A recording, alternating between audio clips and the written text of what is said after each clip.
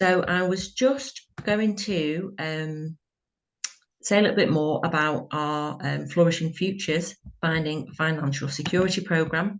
This is one of two information sessions, and I was just going to take this back down to there so we can see the slides. So yeah, we've only put a few slides together, you'll be pleased to know. Just giving some background to what this is all about, how it's come about, and we're just hoping to... Oh, are you okay? We're hoping to, yeah, just entice a few more people in. Really, we've got around 15 or so that have expressed an interest. I think we can take 20 or so on the program. So we thought, why don't we just do a couple of information sessions to see if there's anyone else who might be out there who wants to find a bit more. So this came about through a series of conversations. Joe McGrath, who was the original co-founder to Flourish, and I did think about different ways that we could evolve support for women change makers, and think about what else and how else could we, I guess, try and remove some of the barriers that women face when they're trying to put their ideas into action.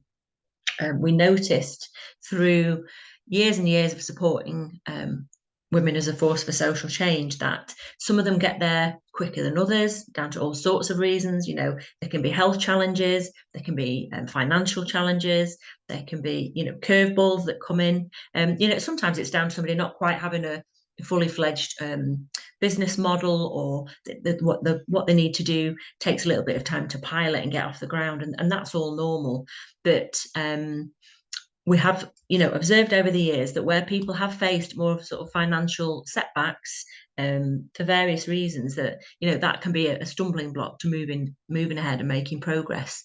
And we just thought, what else can we do to look at this so that it, you know, hopefully boosts more women to be able to take the steps they want to take in putting their ideas forward, gives people that financial security. We also know that a lot of people in the voluntary community sector, or even startups and some smaller SMEs, people who are running their own sole trader businesses and things like that, they don't always, you know, think about the wider picture, and sometimes people aren't paying themselves what they should be paying, or what they need to be paying themselves.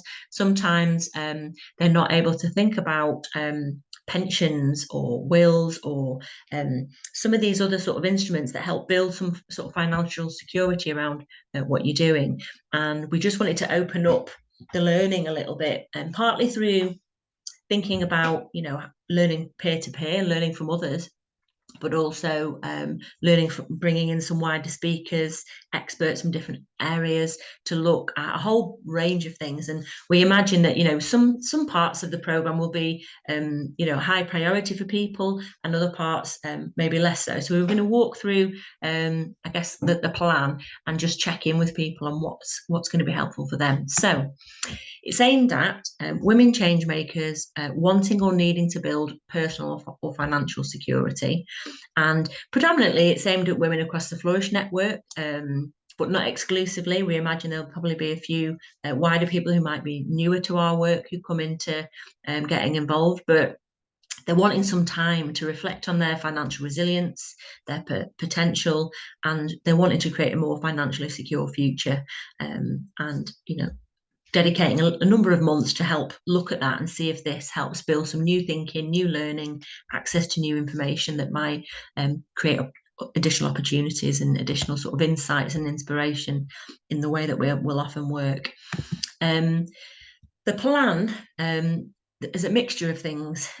So there's going to be some peer support groups, and we imagine that there'll be around 4 of those over the lifetime of the project, which will start in January and probably conclude around July-ish time. You'll see the workshop programme in a moment, but the plan is there'll be not quite monthly peer support, but there's a bit of a break in the middle, but at least 4 peer support sessions. Some of those candid conversations in a trusted sort of group that will help people think through where they're at, get wider reflections, and think about how to make the most of some of the workshops that they're going to be attending and things like that. We imagine, we talked about this morning, and I gladly take feedback from people later, that with these peer support groups or peer-to-peer conversations, that we might have those in a slightly thematic way, just so that, I mean, nobody's the same. We're all different. We've all got different set of circumstances, but just so that conversations amongst, I guess, a similar group could come together. So, for example, this project has already been piloted with people, with Fran, who's hopefully joining the call shortly, whereby we've tested this with a group of women who've come through the criminal justice system. And they've been reflecting, they've got their trusted peer support group formed, they've been starting to access some wider expertise, and they're going to plug into these workshops as well. And they're often they're rolling with a lot of this, they're ahead of the game, and the learning that we've taken from that is what's helped convince us that this is a good idea and we're going to do this with a broader group. So in working with that group of women who've been through the criminal justice system, there are other themed groups. We don't have to work in this way, but we think there'll be there might be a single mums or a group, just because some of the conversations around parenting and around some of the challenges around being a single parent might be slightly different to others. There might be a group of other women, so women who might not have kids, or women who are married or in other forms of partnerships and so on. We could form a group by like a health and people who've got health setbacks, but I think health setbacks kind of fit across the board really with a lot of this and what we've discussed. So we're weighing it up as we go, and we'll test it as we go, but we're likely to have these peer support groups of around 6 to 8 people as one part. The workshops, I'll show you the outline of, will be monthly, and then there'll be a whole range of different sort of tips, resources and information that gets shared both through the peer support, through signposting, and also through the workshops themselves. So kind of three elements to what we're up to. There have also, just so you know, we've carried out interviews. I say we, Fran, we've hunted people down, and then we've carried out interviews with around 12 women in our network so far.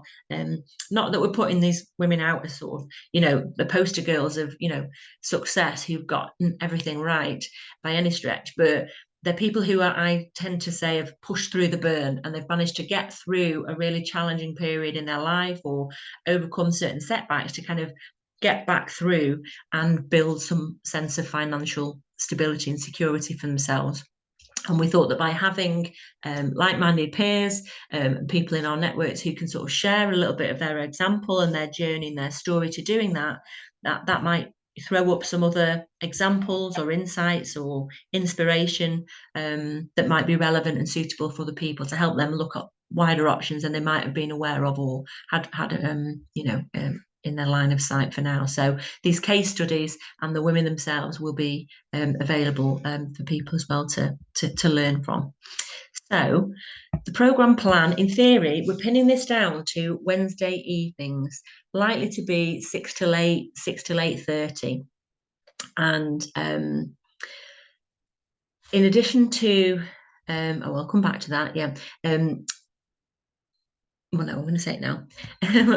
What's missing from this programme plan, which is actually also key and core to this, and we'll adapt this as we go, is, as much as there's the workshops, as I've just flashed up there, and we'll go back to, there's an emotional and a kind of well-being side to financial resilience, and just thinking about the barriers or thinking about what's going on and looking at financial practices alone won't necessarily crack these nuts, because our relationship with money, making decisions around financial stability, internal, external forces, and all of this stuff comes into play when we're looking at trying to build financial resilience. So we are building in some sessions through the peer support, but perhaps also through the programme itself, around emotional reflections to help improve your practice around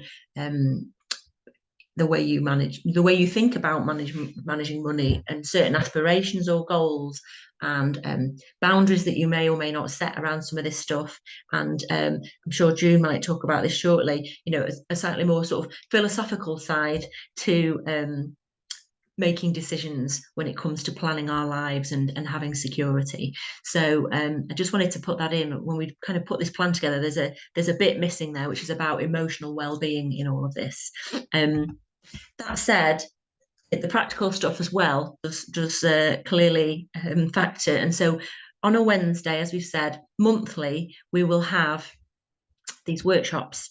And what will happen is February and March, there'll be a monthly workshop and a monthly peer learning group. April, with it being that Easter month, we won't. But then in May and June, we'll then have those peer-to-peer groups. So there'll be 4 peer groups, February, March, May, and June. And then the rest of the time, January and April, you won't have those 2 sessions in the month, you just have 1. And in terms of the topics, you're probably reading here, we're going to start things off on the 18th of January.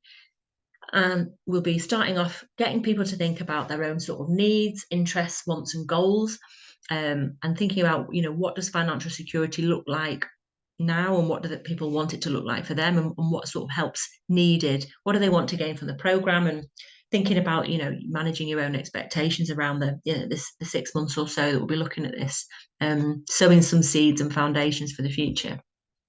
We'll then have a kind of interactive panel in February, just after Valentine's Day, where we'll be looking at inviting in some of those women who've done one-to-one interviews as case studies for us. Will be coming in to chat and to think about, where their journey has taken them, think about how they've been able to overcome some of the challenges they've faced, debunk some of their own myths, and tips and ideas on what worked and what hasn't worked, and how they felt in the midst of trying to overcome sort of financial insecurity to security. And June doesn't know this yet, but that might be one of the dates where we might ask her as well to do just some sort of taster or something around, mindsets around financial resilience. So that might be a first introduction to June, alongside some other stuff.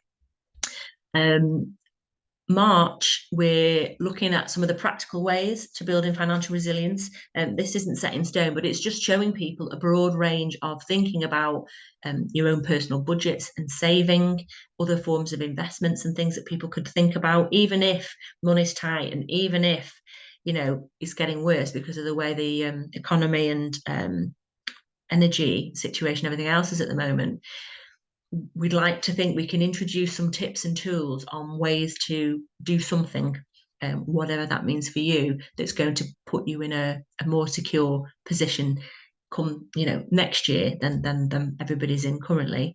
And there's lots of options for thinking about other things, savings models, alternatives to banks, how we manage our relationships with banks, how we manage things around debt. So we'll be looking at some of that, and we'll then start after Easter to be looking at the sort of housing side of things. So we've supported women in all sorts of housing, having that sort of financial security and stable home life of one of the key sort of foundations to freeing people up to enable them to take forward their ideas for social change, and not leaving themselves exposed or more vulnerable or more open to some form of hardship when they're trying to develop this thing, and it's early stages and so on. But because we work with all sorts of women who are kind of trying to get on with leading the change they see needed anyway, there's women from all sorts, women have their own homes, women are renting, women are in social housing, a range of other options. And so creating the space to have conversations around housing, whether that means getting on the property ladder or not for people, whether that means dealing with factors at play that are affecting their housing situations currently.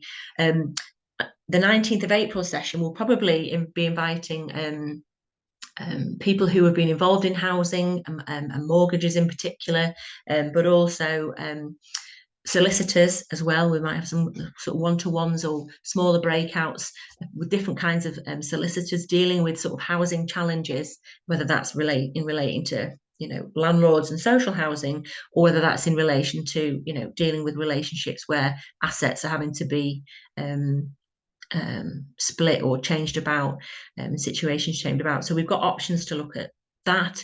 And then May is looking more specifically about routes and options to getting on the property ladder, and how people have found creative ways of doing it, the kinds of risks that people have had to take and where that's paid off.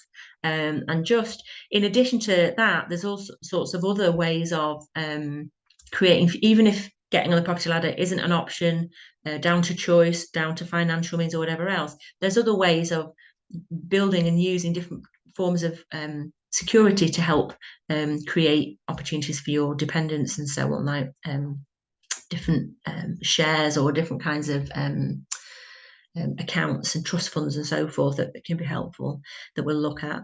And then last but not least, before it all wraps up, we'll be looking at pensions, wills and other next steps, because as people mentioned this morning, often you can start paying into pensions. I've done it myself, paid into pensions early on in a life where you've had a full-time job or a permanent job, and then for whatever reason, whether it's health, whether it's changing jobs, being made redundant, having kids and not being able to get back to work, and all of these different things just get into a bit of a muddle sometimes, or they're just not feasible for periods of time. And so looking at how to piece together what pension options you've had, but also looking at whether there's ways of you independently managing and starting to put into some form of pension for security and so on. These are things we'll be able to look at, and we'll have some experts help us with some of that. Wills, again, having options of putting things into a will, for the future, and your wishes and everything else. They're just things that we just put to the back of our mind and don't do. So we're at least going to enable people to think about why bother, how to go about it, or how to refresh and revise them. It might be that you wrote a will years ago that's really no longer fit for purpose, and it needs a refresh and a relook. So things like that. There's a lot we're packing in really between now and the summer, but we're pacing it monthly, and we're adding in the peer support discussion groups alongside these workshops, and there'll be options to link in with different forms of wellbeing practitioners. June, who I'm going to ask to say a little bit in a second, but also a lady called Karen from Brain Health Breakthrough as well, who does a range of things around mindset, mindfulness, and helping people to think about how they manage their own, mental health and their own thinking around all sorts of decision making that we have to make in life, and when the curveballs get thrown in, how we manage all that. So that's the programme plan as it is. I'm going to come to people and see what they've made of what they've been hearing, and whether they've got any questions in a second. If they're happy to ask questions now, we can stop recording shortly and take questions offline as well. But June, do you want to just say hello? And I might just pop it back to here.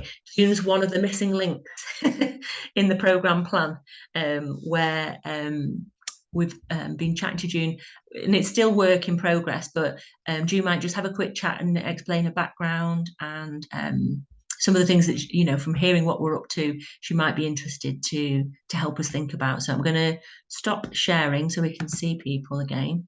And June, I might just hand over to you if I can, if you want to come off mute and just say hello and do a bit of an intro. Yes, sorry about that. Hello, and thank you, Nicola. Excellent program, and I like the pie chart. And I'll first say who I am. June Williams. I do have a doctorate, so people do refer to me as Dr. J for that. And the whole thing is I have a company called Street Holistics, and I look at the world from two angles, because there is two angles to this world, from a scientific perspective and from a non-scientific perspective, from a spiritual perspective.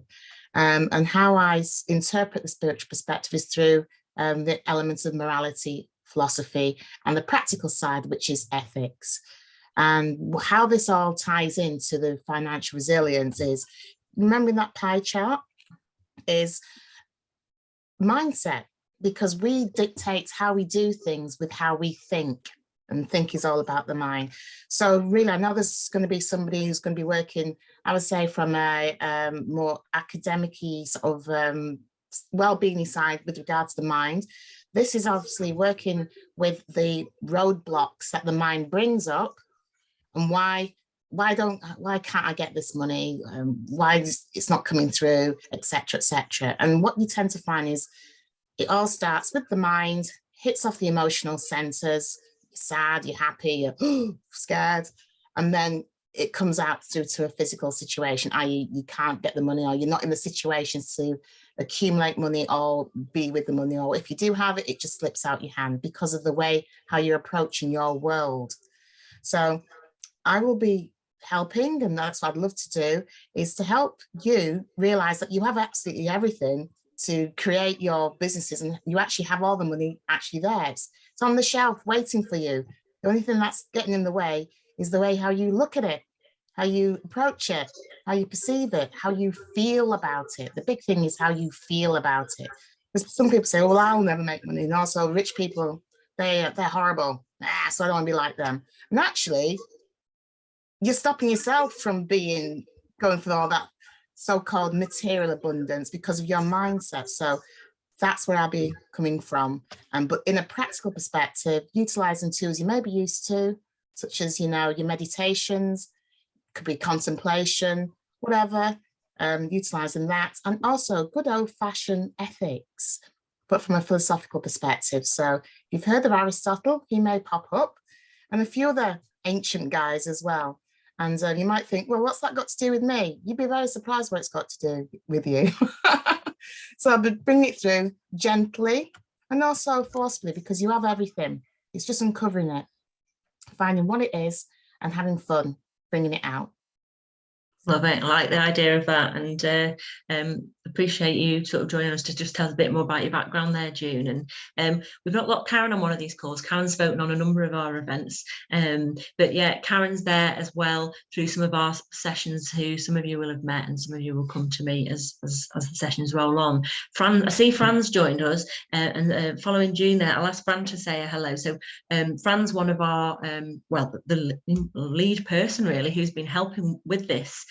We took some risks between us in trying to start this project. I wanted to get it off the ground months and months ago, but we've been really busy, and also, again, like you say, it's mindset and how you feel about it. And I felt we weren't quite ready yet to meet the needs of our community, because I was quite fearful of the world we're in, frankly, and trying to have candid conversations and not quite open a can of worms, but open ourselves up to thinking, how can we best support people in a time where it's ever changing? We wanted to make sure that we'd come through COVID, and that we'd I say come through COVID, but come some way through COVID, but also gotten to a level of understanding as to the best of our ability around the way the economy and the sort of climate situation and energy situation has been going, to just think, things seem pretty dire, or they can do some days, around what the media is telling us and actually how we're experiencing things in our own lives. So we just wanted to have a bit more of a fuller picture of how things were, playing out, before we tried to be this all singing, all dancing financial resilience program at a time where actually it's pretty hard to be financially resilient in the current climate. But we believe that, with some good peer support, with some great people facilitating sessions like Fran, who's going to say hello in a second, some wider wellbeing experts like June and like Karen, with all these other people with these workshops, we should be able to give it our best shot and at least help people at a time that is complex and difficult come through it better than they otherwise would do. Well, that's the goal. So we'll see where we get with it all, and it's all the pilot and all the learning, but we think we hope you're in safe hands. You'll trust the process, which tends to be a sort of Flourish way, really. So Fran, do you want to just say hello? And so Fran's been, I did mention, Fran, that you'd already been leading on the first pilot, if you will, within the pilot, working with and supporting a group of women who've been through the criminal justice system, and helping them, kickstart this off and think about their financial needs and resilience, in order for us to learn how best to put some of the tools together, which I know you've expertly put together, with a training background yourself and other things, to then roll this out with wider groups. As I've just been explaining, we might have a you know, a single mums group. We might have a kind of a wider group, and then, you know, another thematic group, depending on what's most appropriate. So do you want to just tell us what's been happening so far, and I guess what we've learned along the way, and what we hope will be some of the benefits, I guess, that you've been observing with the groups that you've been working with? No, absolutely. So hello everybody, I'm Fran. I'm working with Nicola and Flourish to, well, first and foremost, Flourish have helped me develop Coming Home, which is helping women who've just left custody and prison and are on probation try and find their feet. And of course, a huge fraction of that is financial stability and maintaining and bolstering financial resilience. And of course, my ladies have got different barriers to securing and emboldening themselves in terms of financial resilience. So I suppose because they were sort of there and they were ready and they were primed and very much well, ready to go, I suppose. They've been the guinea pigs, I suppose, to a certain extent of this, and very welcoming of it. As Nicola said, the reason, you know, the finding resilience has taken a while is because everything's so changing and evolving, and it's slightly overwhelming and alarming. And I do hope, and I know actually from the sessions that we've had, which again have been indicative of peer support groups and then workshop groups. So we've had lovely sort of peer groups where we've talked open and honestly, but in a really sort of vulnerable and confidential way. I think that's so important when we're talking about our financial vulnerability, is to create that safe space. And that's something that Flourish has a wonderful knack of doing, which is bringing together women of a like mind, but from such diverse backgrounds, to be able to talk about things in such a common way. So my girls have talked openly and honestly about debt, about housing, about employment. You know, some people who are self-employed thinking, actually, I need to get back into the job market and have a steady paycheck. We've got single mums who are finding that actually things just aren't stretching the way they used to and slightly overwhelmed. And the whole purpose of this program really was to be informative, but to be informed by you. So alongside sort of launching this, I've had the privilege of doing some case studies with some of the ladies in the Flourish Network, which is very much where you guys come in as we move forward, which is we've got these beautiful peer sessions where we can focus on our emotional well-being, our financial well-being. As Nicola said, we've had Karen from Brain Health CIC. She's been supporting and it's been beautiful. We've had mindfulness techniques and we've been able to look at how we feel about finance through a different lens. And that's been really, really useful.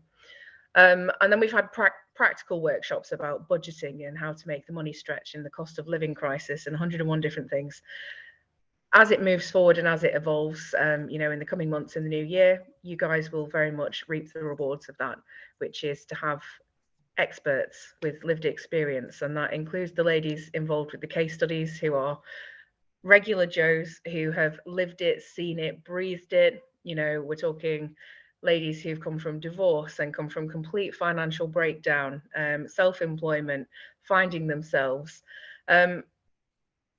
I mean, Nicola's literally done what she always does with Flourish, which is ticks all of the boxes. If you need it, she will provide it. And that means we've got a safe space, we've got emotional support, we've got the best signposting you could wish for, really. And we hope so, because this project is all about giving you some reassurance, I suppose, as a group of women who've come together to think, oh my God, what are we going to do? Hopefully we don't have all the answers, but we certainly have some amazing advice. You know, we're talking mortgages and pensions and all of the things that we sometimes forget to really focus on because we're so overwhelmed juggling our 9-to-5s and our bills. Hopefully in the coming weeks and the coming months, you guys will get to see just how great this is going to be and really take something magical from it, because I know the Coming Home ladies have already. Oh, that's good to hear. And yeah, I know that they're going to be joining us for some of the workshops that we've got as well. So we're glad to finally be moving forward with those. So I just wondered whether anybody'd got any thoughts or feedback from what they've heard so far. I know Jill and Therese, whether there's any of what we've been discussing there that might be useful. I know Therese also mentioned she runs a venture herself, which is about helping save money with their sort of interiors, and we've got quite a lot of people involved in things that is about, you know, looking after the money side of things. So yeah, any thoughts either of you have got on this? I'm sorry we're a small group on this one, but as I say, we had a large group this morning, and we have got a relatively large group of people already sort of reeled in. We just thought we'd put some information sessions out for anybody who was a bit, what's this all about, so that they can make some decisions on whether to join the programme next year or not. So any questions or any observations or anything, Jill? Yeah, I was just going to say it sounds really good. I think the fact that there's been a pilot run already and it's been successful is something that makes it sound more promising, and that it's going to be of some sort of we're going to see some results. So yeah, and I think, like you say, the different aspects of it and how it's going to work should be good as well, because it's not just sitting in a room and being talked at, which I, as a teacher, don't believe works. So yeah, I think the whole idea of different types of learning within that support is good, and especially the peer learning, because I always think that that's one thing that Flourish does really well. So looking forward to that side of it. So yeah, it all sounds good to me. And it will all be via Zoom, partly for budget for us and for people, and partly because it's in the evening, and we just wanted to make it accessible for people to be able to dial in and take part, really. And as we said this on the previous session, it might be that people don't come to every single session. I think the key aspect, or the key element to commit to, is that peer learning group, because once we've got those trusted conversations happening, being part of that sort of trusted action learning group will be really core to a lot of this. And then workshops, it's down to what you've got an individual interest in, or what you feel is going to be of most benefit to you, and those things will be recorded. The peer learning groups obviously won't, but the workshops will be recorded, so if people couldn't get to every single thing, we appreciate that, and that's why we record some of this stuff. So Therese, any thoughts? I appreciate you've been kind of slung over to our network from Simone, and I just wonder whether it's all off-piste for you, or whether there's anything we've been saying where that some of it sounds like it might be helpful or useful. Put you on the spot. Yeah, it does sound really helpful and useful, sort of like, especially the things around finances and things like that you might have thought about, and then you never got around to doing it. Sort of like the will and stuff and things like that. Yeah. So we'll be sending some information out after today for people to have a little think about and make their decisions. One thing that came up this morning, which hasn't come up in our conversation here quite so much, Jill touched on it right at the start. So the programme, as you'll have seen, I'll just re-screen share because I'm going to bring something back up in a moment. But the programme, as you'll have seen, is very much about helping you look at your personal needs and your personal goals, around finances. But often, because a lot of the women that we support and work with are evolving whatever projects, campaigns, charities, social enterprises, not for private profit businesses or startups of any kind. Your business is often very interlinked with your financial situation. So within the programme as it stands at the moment, there isn't anything core in this that's looking specifically at your business. And I feel we probably will be weaving that in. It will certainly kick in January and February, because those conversations we're having around needs and interests and goals, and hearing from women who've been there, who are running social enterprises, thinking about the interplay between you and managing your finances, you earning a living from what you're doing, potentially or definitely, depending on where you're at, and also how those things work alongside each other will be key in those conversations. And then looking at some of the other sessions, I think building in a little bit more thinking time around if you're running an enterprise, which most people will be, how that sort of factors into things will be an element that we've not stressed in this, but I think it will naturally come through. And I think there will be people who know that we run enterprise support programs and coaching and support and consultancy to help people build and sustain what it is they're doing through business planning or bid writing or whatever else to help them grow what they're doing. This particular program isn't so much about that, but we do have those other services as well. We have these things called Flourishing Fridays and Flourishing Mondays, which will be happening in the new year, and so certainly just thinking around Therese there, we will send you the link to our Flourishing Friday sessions that were happening or will be happening monthly, continuing in Stockport, and we'll be replanning a new series of those in Manchester to be launched in the new year as well. on Zoom. They're not, they're real world. You can zoom into those. So the way those run is they're real world in the main. We try and have those in a room with people. We have Stockport. There's some in Stockport, yeah. So we've been running them in Romiley on a Friday, and we've been running them in Manchester on a Monday. The ones in Stockport have been once a month. So we can send you the details of those. And those are the Mondays and Friday real world days are more about your business and the business side of what you do. And we've had a program of different conversations, talks, panel discussions, and mini workshops on building blocks to, you know, and gaining learning around the business side of things.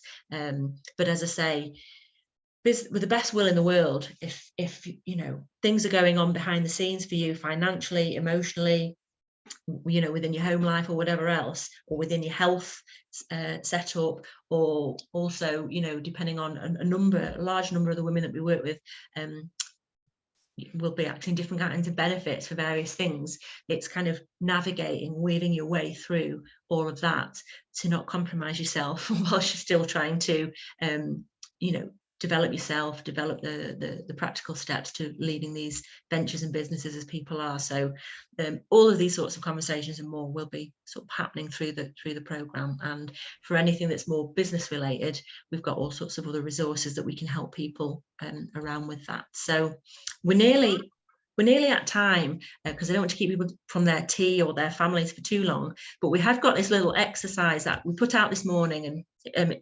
think people found it useful. It was just a quick introduction or a quick tool to think about where you're at. And I did put that caveat in that tonight might not be the night to look at this, or, you know, December is a funny month with Christmas and New Year thrown in, and you might want to put off doing this until, you know, January, or you might be really thinking through your, you know, New Year's resolutions if you're that kind of person, and this might be a useful tool around that. Who knows? It's a tool for you to look at in your own time when you're good and ready, but it's based on the Wheel of Life tool. If anyone's ever had any life coaching or come across some of that sort of support, there's a Wheel of Life tool that I've nicked and adapted, and I've called it Is Your Life in Apple Pie Order? And the way it works is it's a blank canvas, really. These spokes, these sort of 6 sticks that you can draw on a piece of paper, or you know, it's quite simplistic, you know, to make it easy to do. You draw out your 6 spokes, and each spoke, obviously 6 there, you would think of what are the top 6 most important things to you right now, you know, what's affecting your happiness, your stress levels, and you note those down. It might be your health, it might be your finances, it might be, you know, family, it might be friends, it might be the need for a holiday, it might be what else could it be, work, it could be all sorts of things, and you would jot down, you know, what's affecting you at the moment, what's priority for you, and you know, how are you feeling about that aspect of your life? You know, does it feel like it's non-existent and you know time, or, you know, even with the time, it's not quite you know, making you happy, it's not quite working out as you would hope? Is it actually things are going okay, but, you know, maybe you know, things need to improve, or maybe, you know, it's an area of your life where actually, you know, that's the one area or a couple of areas where everything's sorted, you know, and you'll see in the little top corner where there's it looks a bit like something out of Trivial Pursuit, where you've got these pieces of pie, sort of giving an indication as to, by the time you've sort of doodled your thoughts down as to these areas of your life and what's priority, it gives you a sense of, you know, where there's balance, imbalance. And you can have a think, you know, does it matter? You know, to what extent does this matter to me? Clearly it's going to matter, because we're talking about, you know, stress levels and happiness. So it's quite, you know, provocative in that sense. But it just gives you something to benchmark on and just reflect on. And certainly when we come back in January, we might ask you to bring these back, or we might ask you to do this sort of exercise to see how you're feeling and where you're at, to think how, you know, what's priority for you and what you might be open to discussing and thinking about, you know, improving and working on, and why. What I said this morning, I'll say again, is this can look quite different on a, you know, it's different days of the week, different months of the year, you know, and having a little think about if you were to do this now or this evening or in the next week or 3, how long are you going to leave it before you reflect on it? You know, it's something to consider, and think, well, you know, when am I going to come back and look at this? I think it's all well and good thinking about, you know, how you're feeling and whether that piece of the pie is a full piece or a tiny sliver. But you know, might there be, who might you be able to talk to about this, or might there be, what action might you be able to take, you know, this week or next week, just as a small step towards addressing that. Sometimes these things that niggle us and bother us, they either overwhelm us or we just have to put them to the back of our minds, and then when we focus on them, just by bringing them back into our awareness, it reminds us, actually, you know, one of my things, as many people who know me would know, is I do not make enough time for myself and my, you know, friends and family, and so that does have an impact. And so when I get into, you know, those certain aspects where I need to focus on this, there are some very simple things that I can do in terms of just picking up a phone or taking half a day out to do something, or making a commitment to go and, you know, do something with a friend at the weekend. I know that's a very simplistic example, but, you know, likewise with money, you know, where it is and where it isn't, there are some very simple things that people can choose to do, whether it's about the way what the people will and won't save money for, or how they choose to budget around certain things, or who they can have a conversation with to sort of help assist when things are out of kilter. So I'm just throwing out some examples there, really, for you to have a think around in your own way. We're not going to be asking you to feedback anything, or, you know, this is your blank canvas just for you to start to have a think and a doodle around. But it is an interesting benchmark to kind of look at this and then go back in, you know, 6 months or more and think, you know, look at what's changed and what's evolved. And what I will say as well is you'll put the 6 things that are at the forefront of your mind right now. And when you look at that, when you start to discuss it with others and you see what's a priority for other people, you might sort of think, oh gosh, yeah, why have I not put them on, or why have I not put that thing on my apple pie?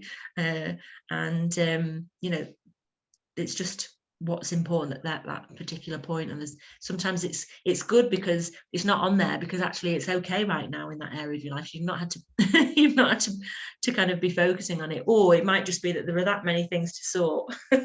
they've ended up off the list. And, you know, there's no right or wrong way to do this, but having a think, starting something, and having some simple tools to just help you reflect on what's what and what's, you know, what's manageable, and what you want to focus on is often the start then to giving you the tools to have conversations with yourself, have conversations with others, and help us think about who else and how else and where else we can you know, provide some guidance, some inspiration, or some connections to help progress in certain areas. So I will leave that little tool with you. I will send that around when we send an email out to people with some next steps. I will attach that as a little attachment, and then if people want to print it out or have a refresher as to how to doodle it out and have a go, if you haven't done that this evening, then it's interesting. It's an interesting tool to use, and I've used it quite a lot. And it's certainly when things are very overwhelming, it just helps to peel things out as well, and spot, actually, there were some things that are working out. And it's, you know, you're never going to get everything. You're never going to get your apple pie. I don't, you know, no spoilers, but yeah, it's things are, you know, never quite as perfect as you would want them to be, and that's just life. So just so we can get away and get some tea, we are just letting you know that the plan, or the next step, is that we will send people who've who are on our list. We've got a big a list of people who've expressed their interest already, and then people who've joined these calls. We'll send a little form out just with some contact details, what you'd hope to get from the programme, and then there might be just a few questions just to that we might do through a survey monkey, you know, anonymously, really, just to help us understand, you know, where people get most benefit from the programme before we get started.